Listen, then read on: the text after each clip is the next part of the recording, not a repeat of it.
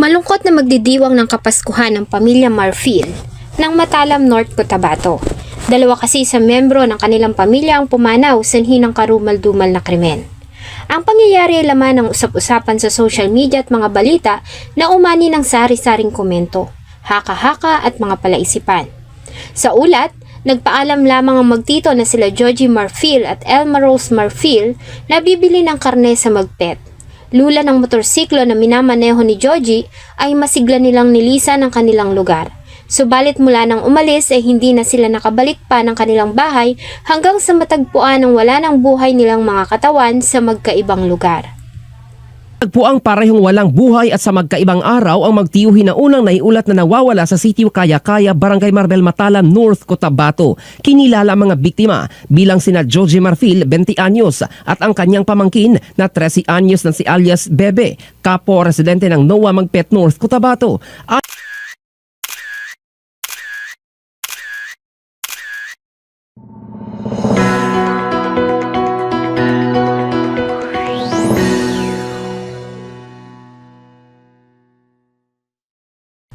November 17, 2025, maaga pa nang makatanggap ng report ang tanggapan ng kapulisan sa Magpet, North Cotabato.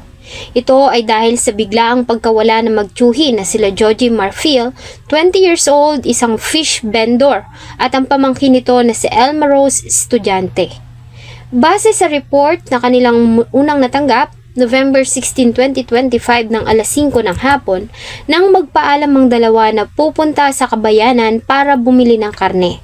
Subalit mula nang umalis ang dalawa ay hindi na sila nakauwi pa ng buhay. Hindi na rin nila makontak ang mga cellphone ng dalawa kaya naman labis ang pag-aalala ng pamilya. Sa tulong ng kapulisan, mga barangay officials at mga mamamayan ng Magpet ay nagsimula ang isang malawakang paghahanap sa dalawa. Kasabay nito ay mabilis din na kumalat ang panawagan sa social media sa kung sino ang nakakita sa dalawa na huling nakitang buhay sa bahagi ng Green Hill, President Roxas at Antipas, patungo sa Arakan. Maghapon silang naghanap subalit bigo sila na matagpuan ng dalawa. Pagkagat ng dilim ay nagdesisyon ng search party na magpahinga at ipagpatuloy ang paghahanap kinabukasan sa mas malayong area na nasasakupan ng Magpet, North Cotabato.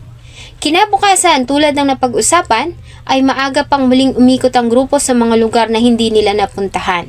At hindi nga nabigo ang grupo dahil noong November 18, 2025 ay natagpuan nila ang wala ng buhay na katawan ni Joji Marfil na nakabitin sa isang puno na nasasakupan ng Barangay Marbel, Matalam, lugar na tinatayang 1 oras ang layo mula sa kanilang tahanan.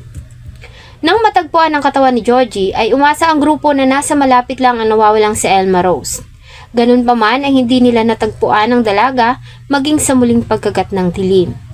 Kinabukasan, November 19, 2025, sa pangatlong araw ng paghahanap ay muling bumalik ang grupo sa lugar kung saan natagpuan ang katawan ni Joji Marfil. At mula sa masukal na taniman ng tubo ay natagpuan nila ang nabubulok ng katawan ni Elma Rose. Di tulad ng kanyang tito, si Elma Rose ay natagpuang nakahandusay sa damuhan at walang saplot ang katawan. Kaya naman una nang hinala ng kapulisan na ang dalaga ay biktima ng panggagahasa. Sa paligid ay nakarecover sila ng bagong tabas na hinihinalang ginamit ng mga suspect. Ganon din ang pares ng tsinelas ng biktima.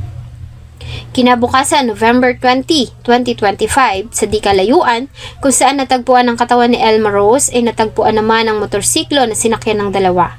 Ang motor ay sinuksok sa masukal na bahagi ng tubuhan. Ang 13 taong gulang na dalagita mula Magpet, Cotabato matapos positibong kilalanin ng pamilya at mga otoridad ang bangkay na nadiskubre sa sitio Kaya-Kaya ng Barangay Marbel, Matalam. Hindi agad ito natagpuan matapos tabunan ng mga damo. Kinumpirmahan ng Matalam Municipal Police Station, Provincial Intelligence Unit, 40th Infantry Battalion, Magpet PNP at ng mismong kaanak ng biktima na ang labi ay ang nawawalang dalagita na huling nakitang kasama ng kanyang 20 taong gulang na tiyohin na una nang natagpuang patay sa parehong lugar.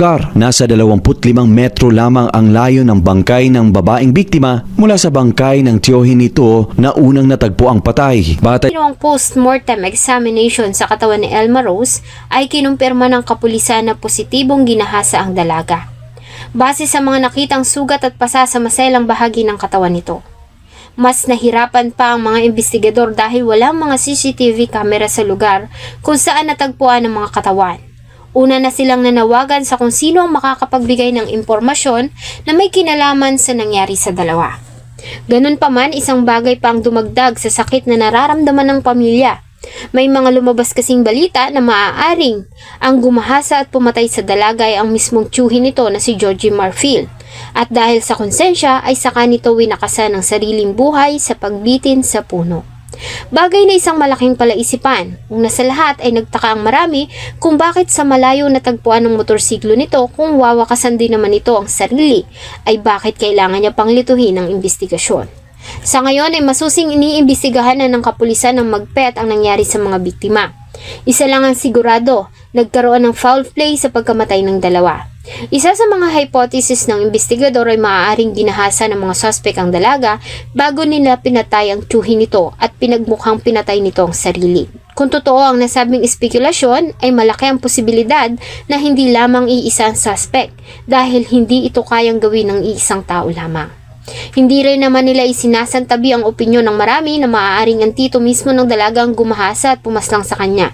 Ganun pa man, sa ngayon ay isa lamang ang nais ng pamilya ng dalawa, ang lumabas ang katotohanan at mabigyan ng hustisya ang pagkamatay nila. Mahirap lamang ang pamilya nila Elma Rose, bagamat lahat ay ginagawa ng kanyang mga magulang para sa kanyang pag-aaral. Mataas kasi ang pangarap ng dalaga at syempre, isa na nga rito ay ang makaahon sila sa kahirapan.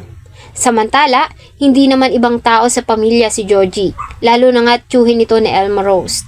Magkatabi lamang ang kanilang tinitirhan at sadyang malapit sa mga pamangkin ng binata, lalo na nga sa dalagang si Elma. Isa ito sa mga bagay na pinaglalaban ng pamilya. Mahal ni Georgie ang pamangkin at malapit din si Elma sa kanyang tito. Kung may bagay man na hindi magugustuhan ng dalaga sa kinikilos nito ay noon pa sana ito umuiwas sa kanyang tito Georgie. Kaya naman malaki ang paniniwala ng pamilya na ibang tao ang responsible sa sinapit ng dalawa. Nangako naman ng kapulisan na gagawin nila ang lahat para malaman ang katotohanan at mapanagot ang kung sino man ang responsable sa nangyari. Sa ang pamilya ng magtiyohin na naniniwalang biktima ng summary execution ang dalawa at hindi self-harm. Ayon sa mga magulang, minahal at inalagaan nila ang dalawa at nananatili silang umaasang lalabas ang tunay na nangyari sa insidente. Git nila, walang naitatago sa Panginoon. Lalabas at lalabas din ang katotohanan. Hindi rin Salamat po sa inyong patuloy na pagtangkilik sa atin pong mga videos. Huwag niyo pong kalimutang mag-iwan ng inyong salubin at suggestion sa atin pong comment section. Thank you so much po and see you on my next video.